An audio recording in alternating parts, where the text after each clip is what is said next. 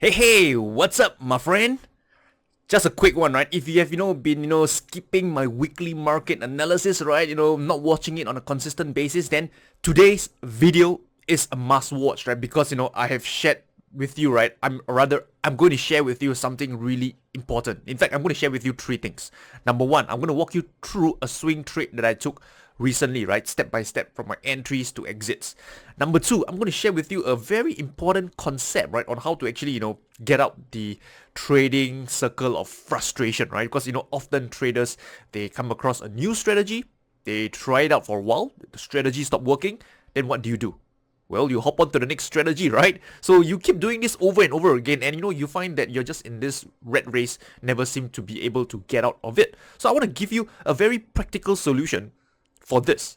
Okay? And lastly, I want to share with you a couple of trading setups that I'm watching this week. So today's video is something that I really want you to watch because I believe you'll get a lot of value out of it. Alright, so with that, let's begin.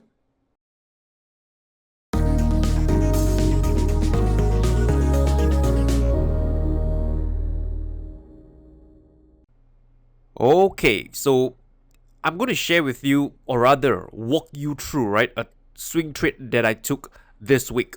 So it's actually on the Euro New Zealand pair, right? It's a long trade. So often a question that I get from a lot of traders, they ask me, hey Rayner, how do you get your buyers? Should you be long or short?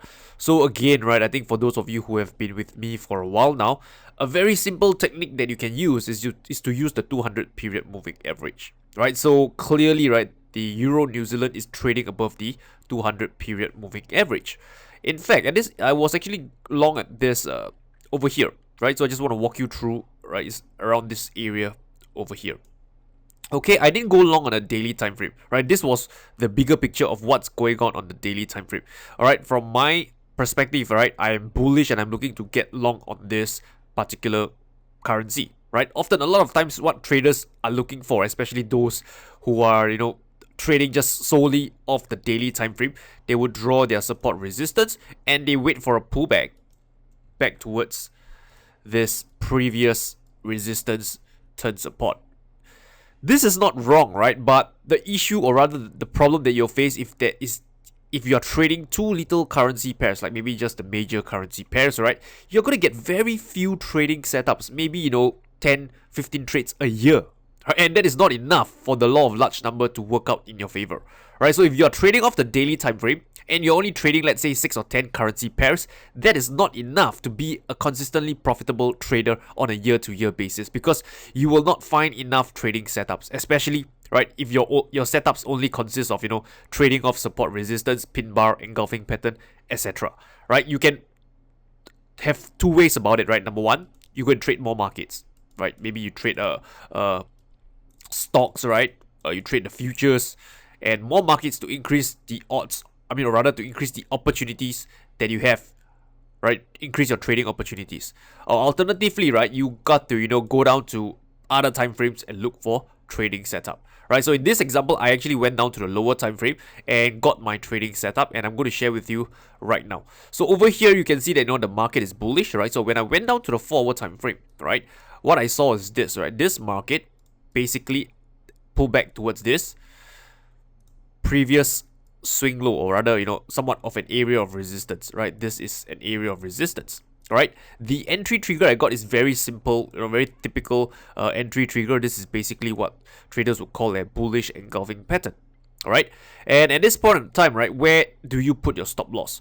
Well, if you ask me, there are different school of thought, right? Some would say put your stop loss just below this low over here of this candle. So let's say your stop loss is red color, okay, and your entry would be at the open of the next candle, which is, let's say, this one over here, this green candle, right? This is the open of the next candle. This is your stop loss, and needless to say, if you put your stop loss below this low, you would have gotten stopped out, right? So for those of you, again, right, who have been with me for a while now, for the last few months, that I never put my stop loss just below this low. I prefer to give it some buffer, and my buffer is in the form of 1 times the average true range below this low. So it's probably somewhere here actually, right? So almost got stopped out but didn't, right? And then the market went back in my favor, right? I took my first target off over here. What color should I use? Let's make it orange, right? Dark orange. This is my first target, right? Why is this so? Because over here is a previous high, right? And you know that previous high, right, is where there could be potential selling pressure coming in. So it's prudent to actually, take something off the table. I took half over here at this area, right? You might be wondering, Rayner, why don't you put off exactly at this high over here, right? In my opinion, right, it doesn't really make sense because you know that resistance, right, is an area the market may not get until to that absolute high before it continues rolling over towards the downside. So I want to play it conservative. So my first target, I got it just somewhere here at this level. All right. So as you know, right, on Sunday we have the French election, right, and I took the remaining half, right, off somewhere around here, right, this level over here, right. If there isn't a French election, what I'll do is I'll just trail my stops on the remaining half of the position.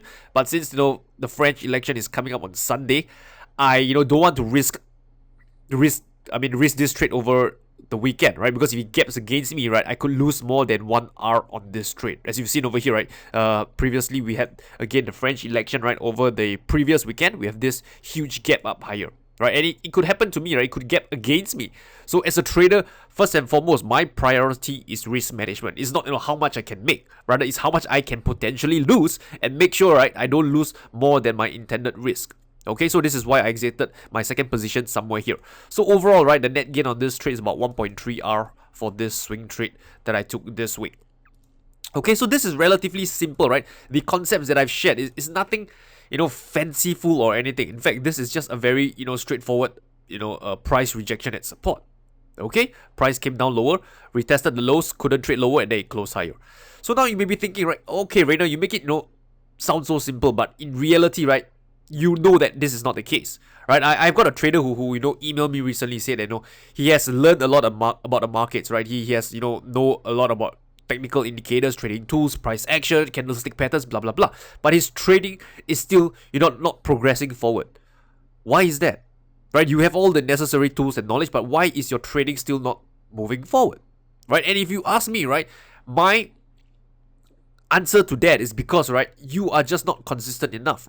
Right, you may know, from A to Z all the different technical tools and indicators, but if you're not consistent in one particular approach, right, if you keep hopping from one system to another, it is very hard to get the consistent results that you want.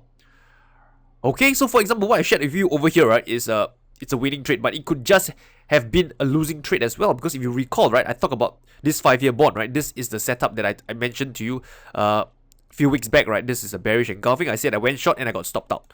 If you think about this, right, the setup between this market, the 5-year bond, and this market, the Euro New Zealand, right, is pretty much the same setup. It's just the opposite. I'm going long on the Euro New Zealand and I'm going short on the 5-year bond. In terms of trading setup, in terms of the principle behind the setup, it's the same. I'm just going long at an area of value. This is an area of support and that was an area of resistance. One is a winner, one is a loser. Can I predict ahead of time which will be a winner? I can't. Of course not. I'm not a prophet. I'm not someone with a magic crystal ball. I don't have that knowledge ahead of time. All I can do is just put on the trade, manage my risk, and let the market do what it wants to do. Right? So the reason why most traders just don't get the results they want is because after a few losing trades, they claim the system isn't working. They claim the strategy isn't working, and then they hop on to the next best thing. And if you have traded long enough, you know that there is no holy grail out there, right? There will be winning trades, there will be losing trades, right? You hop onto the next system, right? You incur the drawdown, and what do you say? Oh, this system isn't working as well. And then you go on and look for the next best thing. And you're just going round and round in circles until you give up and you say, you claim that, trading doesn't work, blah, blah, blah. Okay? So I want you to think deeper about this, right? Every time, for example, this very simple strategy, or rather the approach that I use to trade the markets is very straightforward, right? You take on a trade, right? This is one trade. I don't want you to focus on the outcome on this particular one trade. What I want you to do is to execute this one trade 10 times, 15 times, 20 times. Let's make it 10 times first, right? 1, 2, 3, 4, 5, 6, 7, 8, 9, 10. After you have executed these 10 trades, look at this as a sample size. Right, and see, what the results are. In fact, 10 trades is a bit small. I would recommend, right, at least, 25, 30, 40 trades to get a decent sample size, right? But again, right, I would say, right, most traders just have the difficulty of just, executing the trades consistently, right? So just take small baby steps. Focus on these 10 trades. This is your first batch of sample size. Then the next 10 trades, 2, 3, 4, 5, 6, 7, 8, 9, 10. Another one, right? Do this, right? Have, say 4 to 5 batches of this sample size of 10 trades, right? After a while, right, you will see that your results will be consistent. Do not focus on just one particular trade, because the result is pretty much random, right? But if you do something consistently again and again over time, right, this is where you can see your consistency shine through. Okay. Right, and I want to give a shout out to Lensbacks, right, because he recently sent out an email and just actually mentioned about this technique about looking at your trades in sample size like this, which I thought was really good, and I want to share this with you, right? Look at your trades in terms of sample size. Don't look at it as individual trade, individual trade, individual trade. Batch them up as batch of 10, batch of 10, a batch of 10, right? This will really make you focus on on what's really important. It's not the individual trade outcome, but rather, your sample size of trades. That is what matters, right? Because you want the law of large number to work out in your favor. Okay, I know. I've been talking a while about this particular concept, but I hope this drills down into you, right? Because really, right, when I received the email, right, traders telling me that they know so much about trading, but they just haven't gotten the consistency they want to desire, right? This is basically, I would say, the issue that they are facing. Not the strategy, not their knowledge, not their risk management, but their consistency in executing their trades. This is what matter. Okay, so yeah, right. This is the Euro New Zealand trade I took, right? So before I end off this week's video, maybe I just want to share with you a couple of more trades that I'm looking at this week, right? So Pound Aussie, I would say, is another one, right? You can see that the market is bullish, the daily time frame.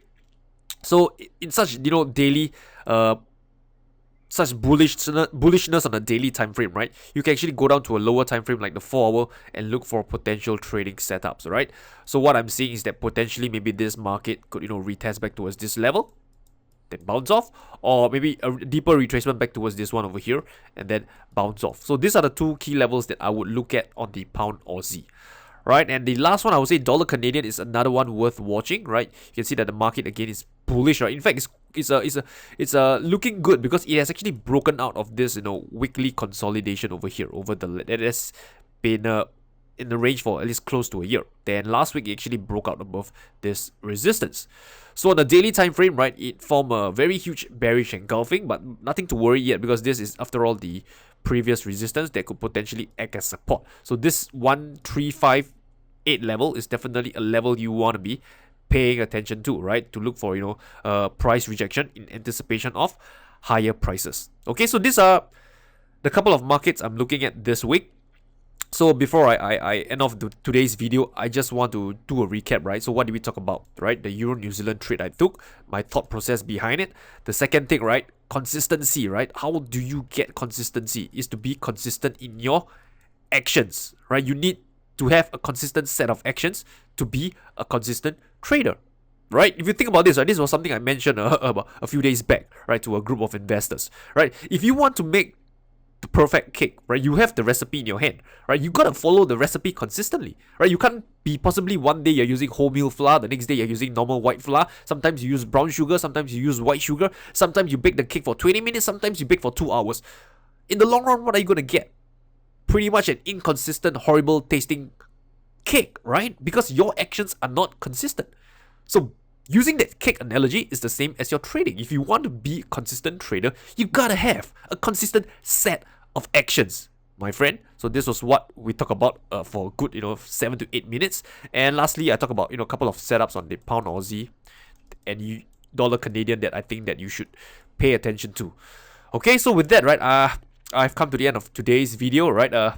Again, right, I wish you all good luck and good trading. If you have enjoyed it, feel free to hit the subscribe button below, right, and the like button. So this will give me a form of a feedback to know that you are enjoying this video, right? So with that, I wish you a great week ahead, and I'll talk to you soon, my friend.